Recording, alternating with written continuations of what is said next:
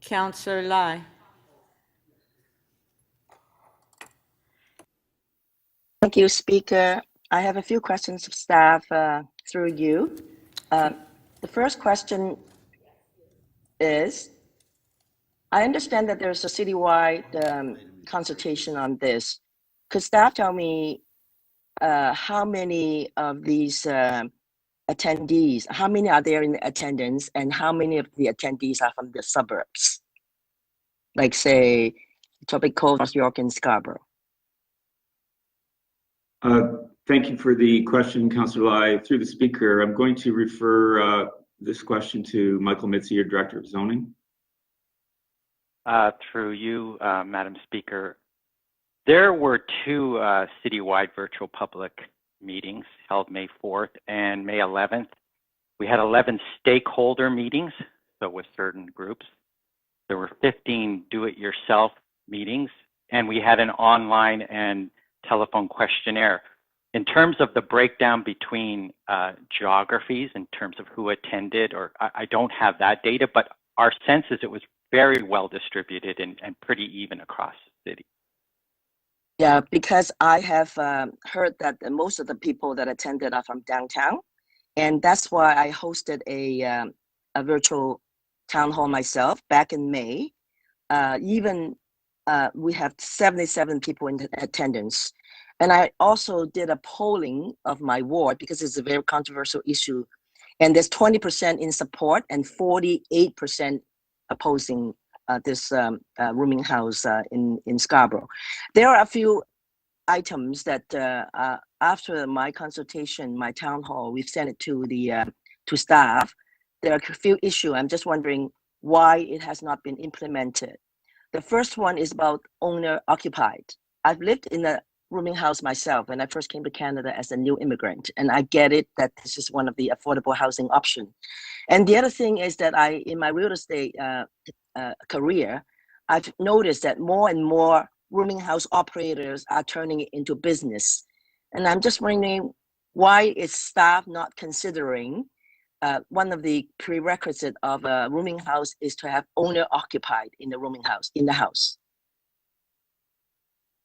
Through you, Speaker. Yes, you're right. We are not proposing owner occupied. That is akin to a form of people zoning. We don't have any of our residential land uses requiring owner occupation.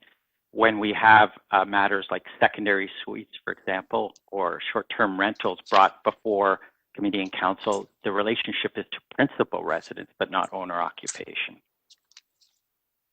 And that's the reason it's not being considered. Is that correct? Through you, Madam Speaker, that is correct. Yeah. My next question would be, what action is the MLS taking as we speak to reduce the number of unlicensed rooming house in, I would say, in Scarborough? So thank you for the question. Unlicensed rooming houses are things that we take calls, we investigate, and we take appropriate action. We have taken action against homes that aren't operating appropriately. And a big part of this program is allowing a path forward to allow them to become legal, to allow them to have the regulatory oversight that is required to ensure that they are safe and they are maintained. Thank you. The next question I have is about the number of units. Is it evidence-based that we allowing 6 units in there? And is there a maximum number of people that live in the 6 units? For instance, if you're allowing 6 rooms, can I mean, literally, I can, if 2 people in the room, there's 12 people more in that house. Have you considered how the parking is going to be? I mean, in Scarborough, there's not enough parking. So have you considered, have you presented a solution to solving the parking problem as well? And how do you arrive at the 6 units? Through the Speaker, there are a couple questions in that. In terms of the number 6, for the RDRS and residential townhouse zone, that is a number that's currently permitted in the former cities of Toronto, Etobicoke, and York. It's something that's been tried and true for a couple decades. We also landed on the 6 in part because it is a comfortable number in terms of being able to accommodate that within the existing envelope of a, for example, detached house without requiring any exterior alterations. We have linked the parking requirements to the number of rooms, and that's based on similar parking standards for multi-tenant housing in other cities, and consistent with the way we currently do parking ratios in relation to transit proximity, etc. You are correct, Councillor.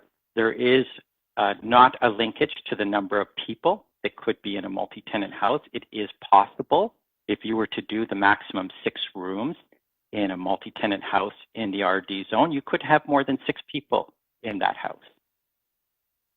Thank you. Those are my questions, Madam Speaker. Thank you.